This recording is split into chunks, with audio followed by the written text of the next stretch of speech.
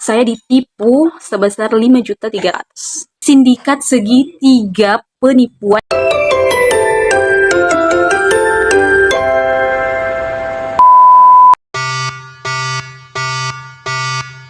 Hello everyone, kali ini aku mau berbagi kisah pengalaman aku ketika saya ditipu sebesar 5.300.000. Oke, kronologinya itu bermula dari saya memesan batu di platform sosial media yang bernama Facebook. Nah, setelah itu saya di DM oleh si pelaku yang mengiming-imingkan saya harga bata ringan yang sangat murah dari harga yang di pasaran saat ini. Yang dimana pasaran itu udah mencapai 680, 600 lebih ke atas. Dia memberikan saya dengan harga Rp500.000 saja per 1 kubik.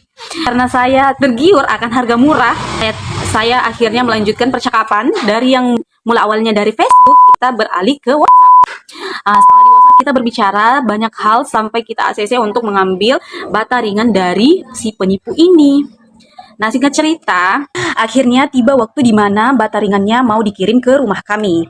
Dan prosesnya ini sangat-sangat cepat, yang dimana kita berkomunikasi di hari Jumat, hari Sabtunya itu sudah pindah ke WhatsApp, hari Ahad dia masih konfirmasi bahwa hari itu libur, dan si penipu itu sangat-sangat profesional tentunya, dan meyakinkan si konsumen atau si korban, saya korbannya, bahwa memang hari Ahad itu gudang tutup, dan semua percakapan ternyata itu bukan hasil rekayasa mereka, tapi hasil dari si sales, yang dimana percakapan dari sales pindah ke dia dan dikirimkan ke saya. Inilah yang dinamakan sindikat penipuan segitiga. Dia akhirnya mengirim pada sore hari dan sampai di kita pada malam hari pas setelah mau maghrib. Waktu supir datang ke rumah kita, posisi aku itu hari Senin, posisinya lagi puasa kan, posisinya puasa. Jadi ini kronologinya itu kita dapat 2 hari sebelum Idul Adha.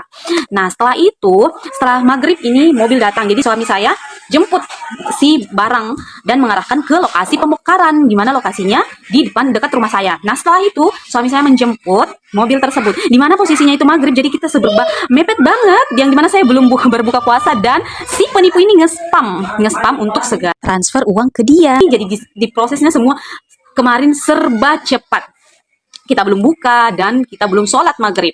Setelah itu mobil datang masuk, belum terparkir secara baik, dia nge-spam sampai beberapa kali nelpon. Dan di situ awal memang pembelian itu agak curiga, tapi karena kita positive thinking, dia memberikan struk dari PDF dan kita percaya ini platformnya resmi dari gudang asli, jadi kita nggak sama sekali curiga. Nah, setelah itu kita ketika mengulur waktu beberapa menit, setelah itu saya sholat maghrib, buka sedikit kita, terus setelah itu saya minta izin ke suami untuk transfer, karena di mana ini barangnya udah di depan mata, barangnya bata ringannya udah ada di depan mata, jadi saya tidak ragu untuk mentransfer. Jadi saya bilang untuk suami, saya pergi transfer di mana ini belum dibongkar, karena katanya tidak ada pembongkaran sebelum transfer. Jadi saya untuk mempersingkat waktu pada saat itu dan biar bisa buka puasa lebih leluasa, jadi saya mentransfer secepat mungkin. Jadi pas mobil sudah diparkir, itu batanya belum dibongkar, baru mencari posisi yang aman. Dan setelah mendapatkan posisi yang aman, saya keluar.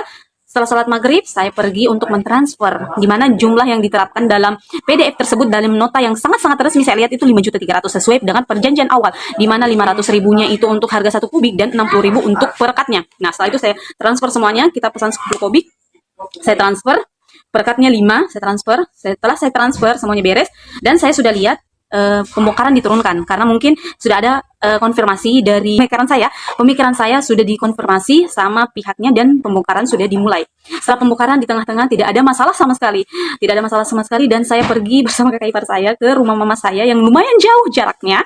Setelah sampai di rumah mama saya ditelepon sama suami saya bahwa saya salah transfer, dikirimkan bukti transferan, dan saya tidak screenshot percakapan saya. Saya lupa men-screenshot percakapan saya. Padahal itu sudah diwanti-wanti sama suami saya. Screenshot semua percakapan. Tapi saya lupa karena saking mepetnya waktu itu. Dan saya mungkin kurang teliti, entah apa. Mungkin memang udah nasibnya untuk mau ketipu saat itu.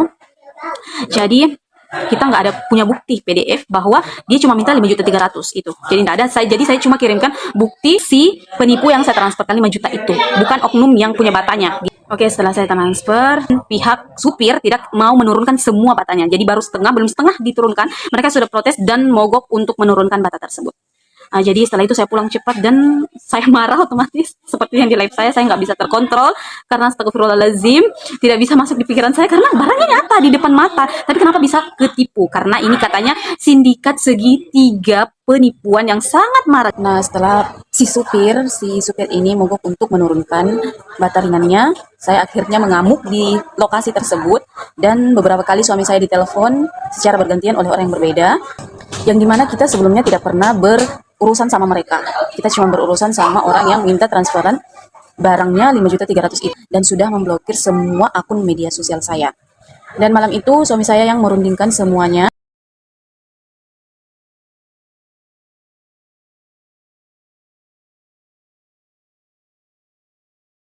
Termasuk bersedia untuk menambahkan 1.500.000 sesuai dengan nota yang si seller buat. Dalam kutip, kita tidak pernah berurusan sama si seller, tapi kita hanya berurusan dengan si penipu. Jadi untuk meringankan beban si seller, suami saya menyetujui untuk menambahkan sesuai dengan harga. Karena memang harganya sebenarnya seperti itu di beberapa updatean pabrik yang lain. Tapi malam itu si seller belum menyetujui dan memaksa untuk melaporkan. Jadi suami bilang silahkan laporkan karena kami tidak berurusan dengan kalian. Kalian itu berurusan dengan penipu dan kami juga berurusan dengan penipu, yang dimana kami sudah membayarkan uang kami juga raib 5.300.000 dan barang ada di tempat, jadi adanya barang makanya kami bayar. Menyetujui semalam permintaan bahwa suami saya ingin menambahkan sesuai di nota. Jadi kan kami sudah mentransfer 5.300.000. Jadi kami cuma bisa menambahkan selebihnya itu 1.500.000.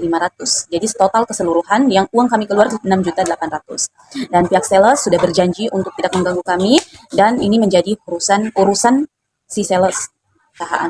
Jadi buat teman-teman yang merasa punya keganjalan apapun dalam berbelanja online, usahakan tetap ikuti hati naluri kalian. Jangan sembarang untuk bertransaksi dengan orang yang baru dikenal, karena tidak semua orang bisa dipercaya. Ini bisa menjadi pengingat dan pembelajaran terhadap diri saya sendiri dan teman-teman yang ada di luar sana.